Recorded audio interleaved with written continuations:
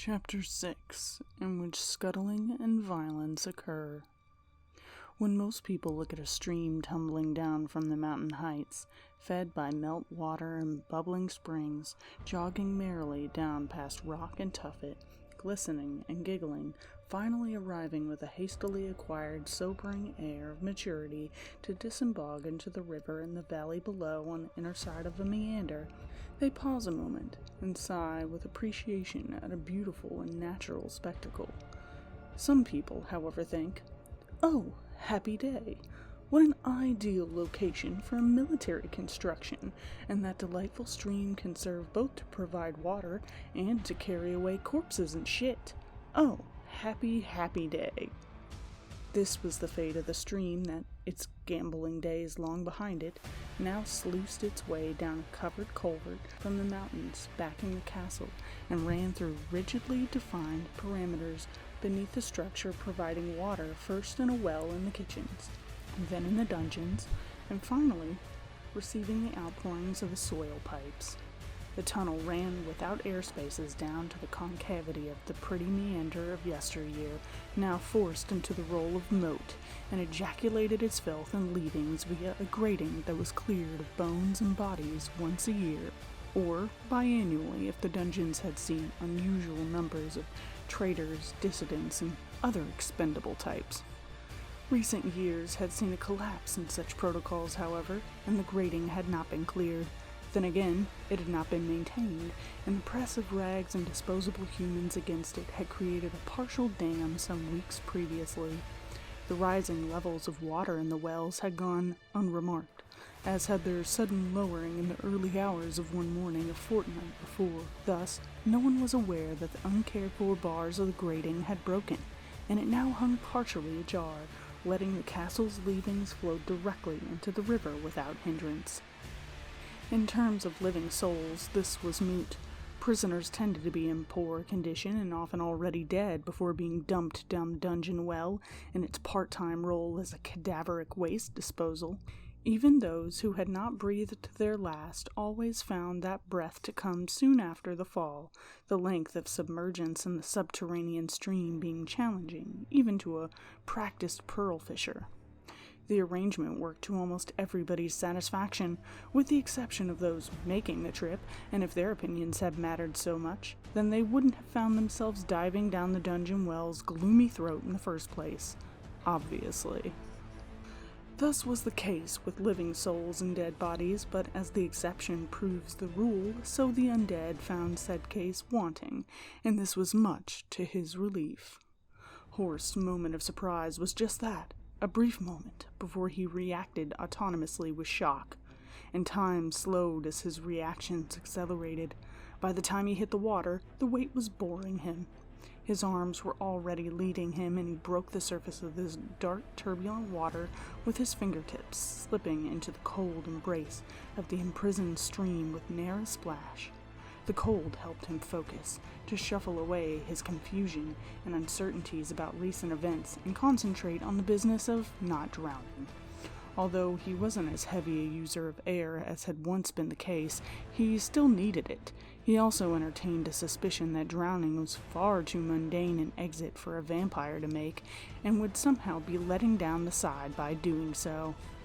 Still, he was going to need the energy to survive from somewhere, and all unbidden, his body's altered metabolism was burning the blood in his guts to do it. The coldness without was coupled with the cancerous cold in his mind. He blinked once in the torrent, and then his senses swept out to show him the curving tunnel ahead. The flow was fast, but not fast enough. As easily as if he were considering a game of chess in a warm and quiet study, he analyzed his situation, both immediate and pending. Of the two, the former was simpler. He would follow the tunnel to its exit, which must surely be into the river. There, he would breathe again and stop consuming his limited inner resources with such speed. What might be waiting for him, however, was of concern. Ahead of him was the D Society, who likely wanted him destroyed. Behind him was the Ministerium Tenebra and its soldiers, all of whom definitely wanted him destroyed. Of the two factions, the former was probably the lesser threat, which was handy as it allowed him to press forward rather than falling back. He would gain the town and lose himself in its back alleys and abandoned houses. From there, he would... The next thought looked a little like feed, but Horst couldn't allow it to be so, and quickly slammed it behind a mental door labeled "to be attended to." It might not have been feed, he told himself. It might have been feel, or feet. Certainly swimming in shoes was no fun. Feet. It was definitely feet. Nothing vampiric at all. The grating loomed up in front of him a few seconds later, and he was glad to be necessarily distracted from the necessity of distracting himself.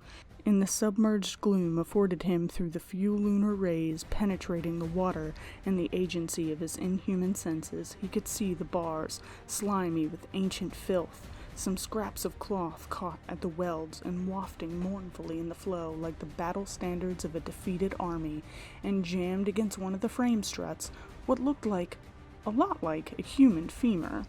More important for his immediate needs, the hasp by which it was normally locked had broken free, and the whole assembly was swaying slightly on its simple pin hinges. One good shove was enough to open the gap wide enough for him to pass, and he did so, sliding into the more sluggish flow of the river in freedom, or at least a greater freedom by a few small degrees. He rolled over onto his back and sculled slowly a few inches beneath the surface. Above him, he could make out the outline of the covered bridge, its roof aflame. Through the medium of the water, he was still aware of the muffled concussions as the castle walls were struck again and again by shells, but it was a wasted effort, he knew.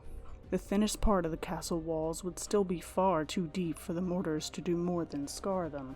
This D-Society had acted with haste, presumably fearing that the discovery of its spies would provoke the Ministerium into precipitate action.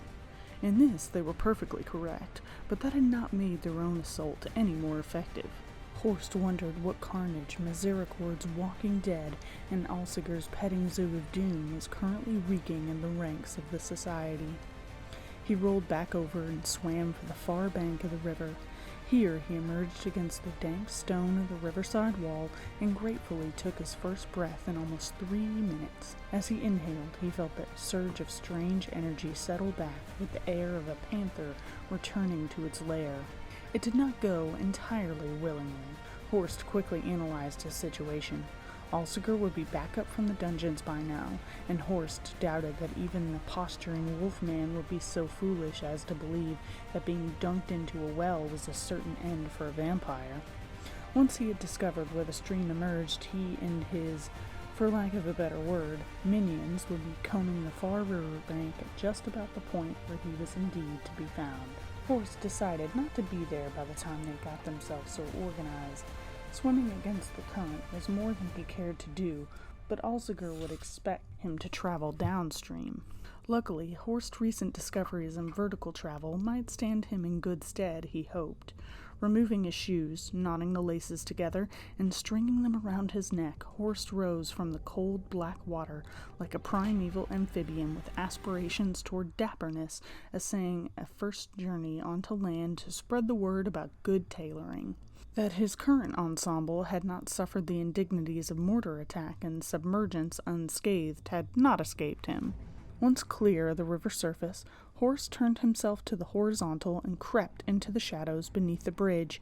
Above him he could hear the cracks and crash of burning wood as the bridge's palisade was consumed, and some exasperated moaning from zombies that found themselves afire. The stone part of the bridge was still standing firm, but the heavy timbers were starting to smoke and char even beneath. Anything that slowed Alsiger was a bonus, Horst concluded, and kept creeping. He was almost clear when he glanced back and noticed, in the gloom beneath one of the stone piles supporting the castle end of the bridge, a small flickering light. At first he thought it was a match, but there was a vivaciousness to the way it flickered and danced that suddenly tickled a happy memory back to life from the depths of his lost life. All of a sudden, he was a boy again. It was November the 5th, and he was in the back garden of their home. He had a sparkler in his hand and was waving it back and forth. taking pleasure in the after-image it burnt into the air, while his father marshaled the other invited children away from the bonfire, and his mother nervously doled out treacle toffee to the guests, unsure if she had gotten the recipe just so. It was a peculiarly British celebration, this Guy Fawkes night, and Die Famille Cabal had adopted it with enthusiasm in an attempt to become more British. Horst loved it, not just for the fire and the fireworks, the treacle toffee and baked potatoes, although he adored those too, but for the odd sense of paganism about it. Guy Fawkes had died horribly back in the time of James I, and had died horribly in a multitude of effigies ever since. Yet the ritual felt much, much older than the era of the Stuarts. It felt ancient, primal, atavistic. And there was toffee. Horst recalled the taste of it, the smell of the bonfire and the smell of gunpowder, the stony expression on his brother's face. It seems ridiculous to me that the British should celebrate a failure, Johannes had said, thereby demonstrating a basic lack of understanding for their new home, and the white scar of his sparkler as he waved it before him against the backdrop of an autumn night. Somebody appeared to have attached a sparkler to the underside of the bridge, a rum sort of conceit. The misapprehension only lasted a moment before Horst was scuttling away along the wall like a startled spider. He had barely progressed 50 feet before the explosives planted beneath the bridge detonated.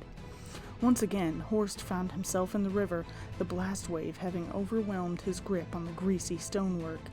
It took a few seconds to reorient himself, a few more to clear the ringing from his ears and the flash from his eyes, and by then, the river's flow had taken him back beneath the bridge. Frustration, as much as mild concussion, kept him in the river. It seemed fate had no desire for him to work his way upriver, and he had grown exasperated with trying. Instead, he allowed himself to slip back beneath the surface and be carried toward the heath from which the mortar shells rose. There, he could simply crawl ashore up the shallow bank instead of having to contend with more filthy, slippery stone. He burned a little more of his valuable reserves to remain submerged for the next 5 minutes, although, as he wasn't exerting himself, but was allowing the river to do all the exhausting escaping business, it was a small price and well worth it. Indeed, he had almost forgotten that there was a battle in progress when he washed up on the shallow sand and clay beach at the open common. He lay there for an interval and then sighed. It was no good. All the shooting was too distracting. Inwardly disappointed that he had once again to become more active in the whole procedure of fleeing, and seeing that this was as good a place to come ashore as any rather than be taken further downstream and perhaps be caught out by the rising sun, he gained his feet and ran for cover in a crouch. By the shade of a rowan bush, he emptied his shoes of water, wrestled for a few minutes with the sodden knot with which the laces were joined, inwardly decried the state of his clothes and the loss of his socks now bound seaward within the triumphant river, and finally wondered just how he might proceed hence. There he lay, conscious of the slow turn of the world and the sun creeping gently around the eastern horizon to say, "Peep-boo, I incinerate you," and no plans of action occurred to him.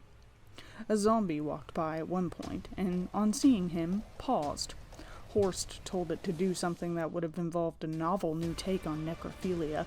The zombie took the hint and moved on, bearing with it an ineffable air of hurt that made Horst feel a little guilty. Presently, it returned, an arm and a half its skull missing. Hopelessly disoriented, it walked into the river and was shortly borne away by the waters, demonstrating that merely being dead does not preclude having bad days. Horst looked in the direction from which the unfortunate corpse had first come, and saw it was a forerunner, or forewalker, or foreshambler, a force of perhaps 40 more, obviously deployed before the destruction of the bridge, was heading roughly in his direction en route to engage the attackers, and he wondered if they would be as astute in telling living from undead as their scout had been. He decided that he might have been fraught enough without having to battle better than 36 zombies in a case of mistaken mortality, and broke cover, heading off at an angle to try to reach the riverbank on the far side of the next meander, about half a mile away. The ground was broken and cluttered with undergrowth, so, Given the nocturnal limitations of human senses and the perennial limitation of zombies in all senses, he calculated he would probably make it without interference. His calculations were wrong. It transpired that even his enhanced sight could still be fooled by an artful piece of camouflage, right up until he fell through it and found himself in a dugout shelter, surrounded by very tense people with guns. "It's not a revenant," a male voice cried to one side. "It's a man, not undead." Horst was just beginning to feel relieved when a gun barrel was applied with unseemly force to his temple. He was wondering if he had sufficient strength to be up and out before they could react, when the bearer of the gun said, "No, he's both." Horst managed a weak smile. "Oh, hello, Alicia." "Hello, my Lord Horst of the dead." "Oh, God," said another man, younger than the first. "That's one of them?" "It is." The pressure of the muzzle against his skull increased a little, and then it was gone. "He's the one who helped me escape." "After you shot me," said Horst, "twice, which I think was very patient of me." He eyed the circle ranged around him, more than one gun still bearing on him. "May I get up? Or will that get me shot again?" "I'd prefer not to be shot again. It's been a rough evening." Alicia gestured peremptorily with her pistol, a military .38, rather than the discreet semi-automatic she had punctured his lungs with earlier. "Get up." Horst clambered to his feet, rather more slowly than he had to, but thought that seeming slow might be a good ruse. That said, in mid-clamber he began to realize that it was not so much a charade after all. His reserves were perilously low. He recalled how he had spent the first years of his vampiric existence trapped and with only the footling life forces of insects, spiders, and the very occasional small rodent to survive upon. It had been a hellish time, and his humanity had suffered. He had no desire to see what another enforced blood fast might do to him. On his feet, he looked at the faces ranged around him, some grim, some frightened. In all of them he could hear the hearts beat, in all of them he could sense the blood pulse. In any of them he could take what he needed, and kill or maim the others so they could not prevent him. "I need blood," he muttered under his breath. "Yes, you're a vampire. I think we know that," said a third man, a hard-faced creature with a military bearing. His pistol hand was down, but the arm was tense to bring it to bear quickly again.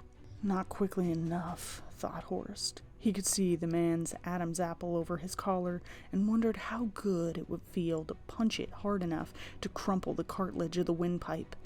Step aside, step forward, punch the throat, break his circle, attack from without. He gasped, surprised at the coherence of the idea, the vividity of it, the casual horror of it. He didn't like these thoughts. He didn't like that they were expressed in his own inner voice.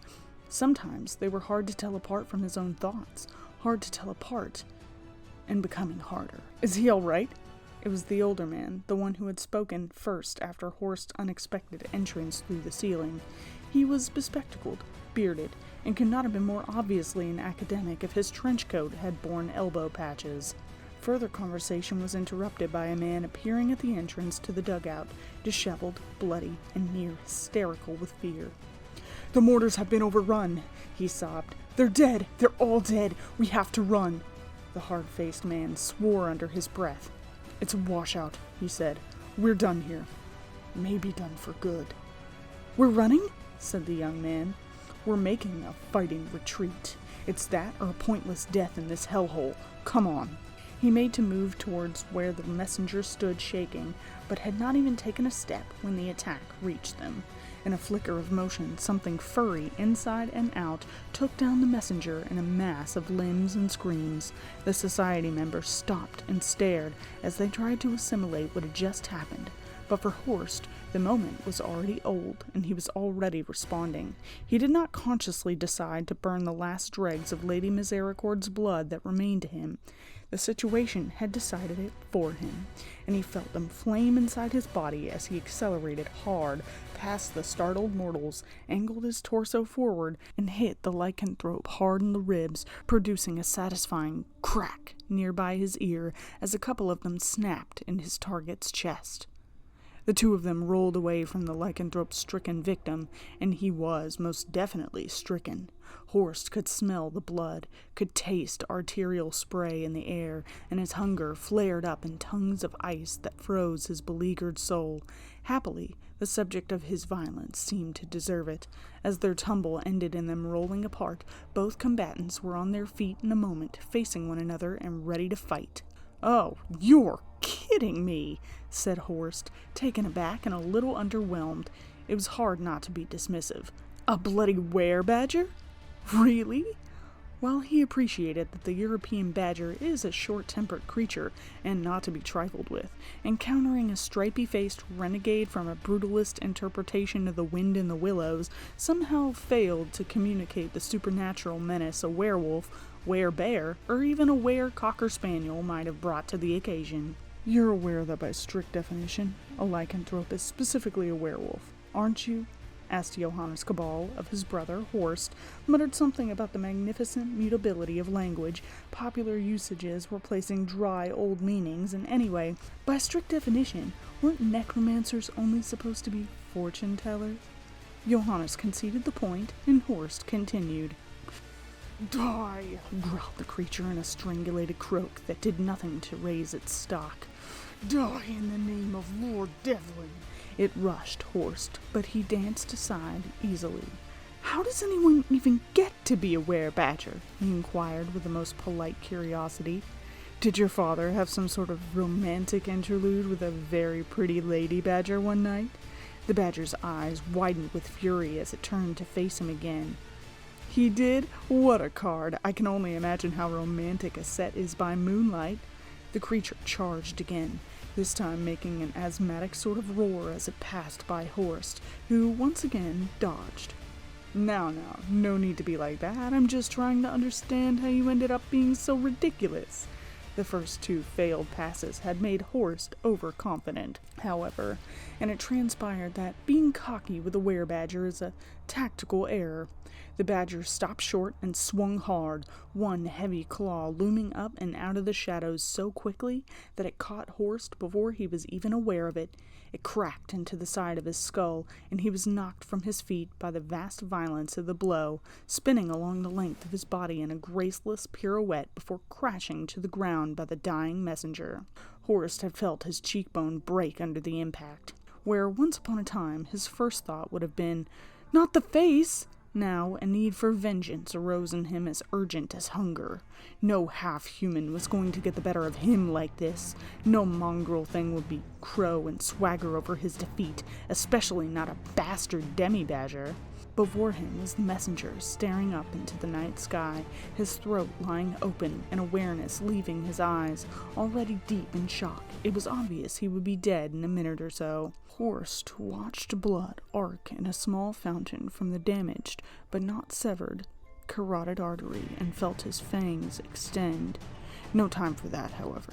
He glanced over the dying man's body and noted the ex-military webbing belt, laden with pouches, knife scabbard, and an empty holster. Behind him, he heard the badger lumbering forward. Horst suckered down the pain, not nearly as agonizing as it should have been, of his shattered cheek, and moved. He left the ground feet first, thrust back by his arms, a moment in the air, and then his feet set down, and he whirled to face his foe, staying low and balanced, his arms outstretched. They scythed through the air, passing close by the were-badger's face.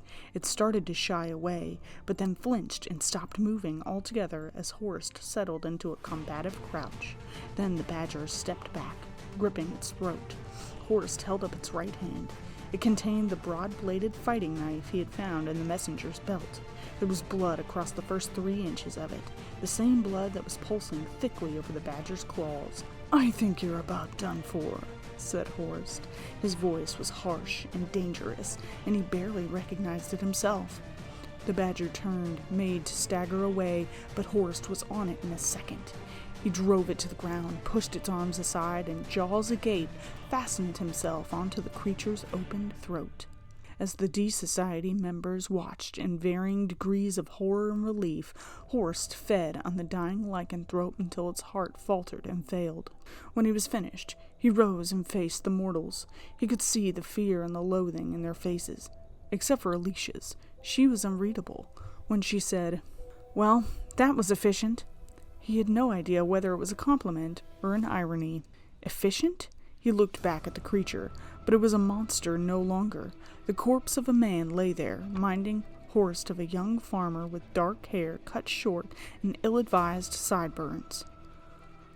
"I've never killed before," he said. "What?" It was the brusque tones of the military man. "Never? I thought you were supposed to be the Lord of the Dead."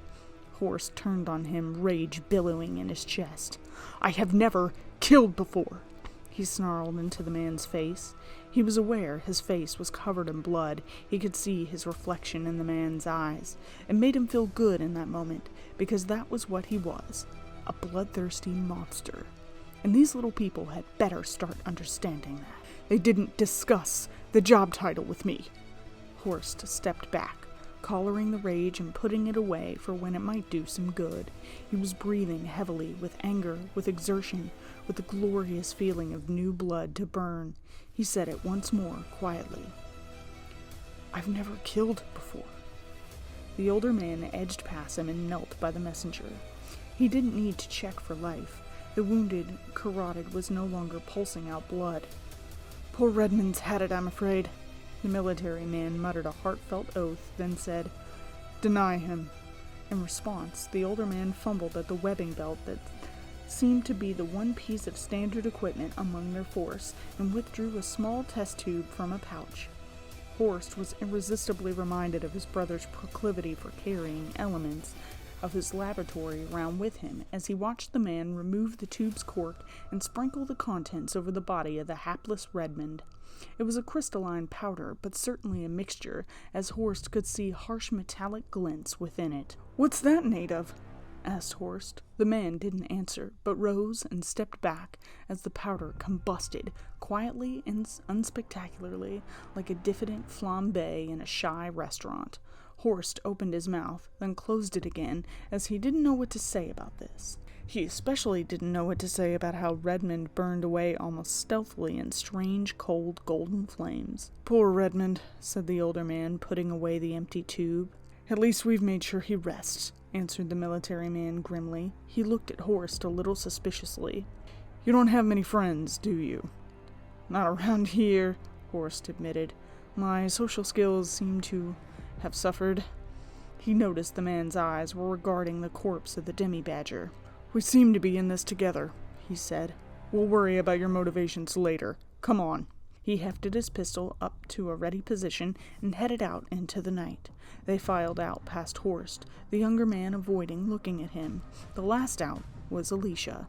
"Sorry about the thing with the lungs," she said, and then she was gone into the night.